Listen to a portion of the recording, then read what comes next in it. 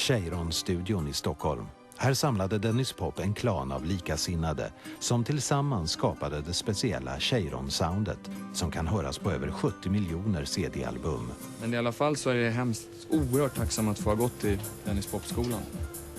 För det är någonstans, jag tror man tycker man och känner som han gjorde så har man någonting att lära. Förstår man inte vad han pratar om så har man ändå inget här att göra liksom, i alla fall. Liksom.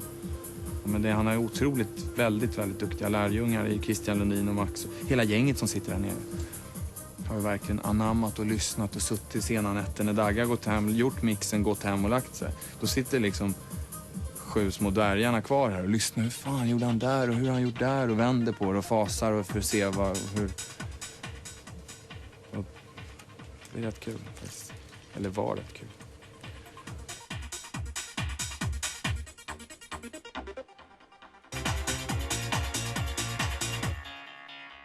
Jag och Martin och 2 killar som heter Per och David har suttit här i 5 år nu tror jag. Vi började strax efter att Cheiron byggdes. Och det var ju Dennis Pop och Tom Tallema som byggde studion. Så att...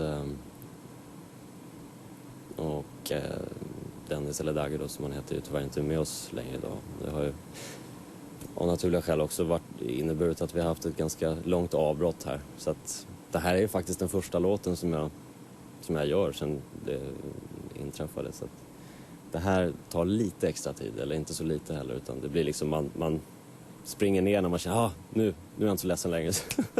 Springer man och tar tag i det. Det blir en timme åt gången sådär. Det gäller ju för Martin också. Men vi måste gå vidare.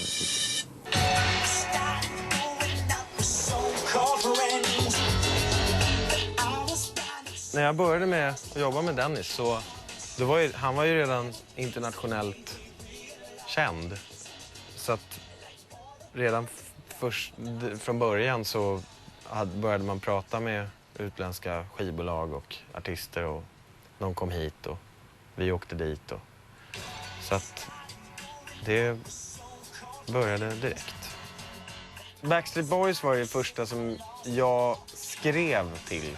Alltså där mina kompositioner blev så att säga uppmärksammade och började funka rent kommersiellt.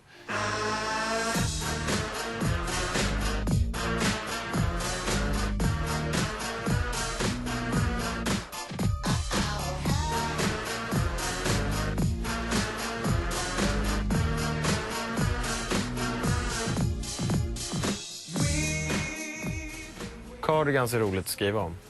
Om de får en radiospelning i USA så står det på 2 helsidor i Expressen. Liksom. Men sen att man själv har haft 7 topp 10-låtar i USA senaste halvåret, det är liksom ingen som vet.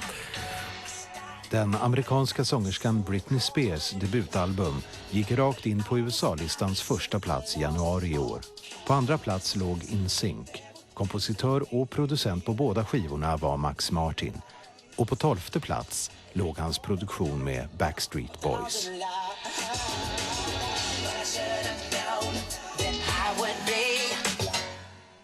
Och där kanske inte ska komma tillbaka. Nej. Just nu producerar Max Martin Backstreet Boys nya album i Cheiron-studion. I studion intill jobbar E-Type med en låt till sin senaste CD som produceras av Christian Lundin.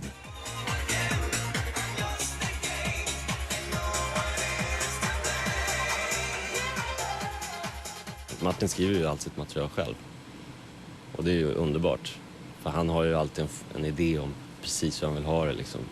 De demos som han gör innan vi träder in i producentrollen, låter ju stort sett nästan som det låter sen. Liksom. Så att vi förfinar det bara och tar hand om inspelning av sång och liksom arrangerar lite som vi vill. Men annars så har han en väldigt färdig idé om precis vad han vill ha ut. Liksom. Vi spelar in sången och säger bug eller bä, för där kan du inte sjunga. Och sen så, när det gäller Martin så sitter vi mest och skriker mera näsa. Så att det verkligen låter E-Type.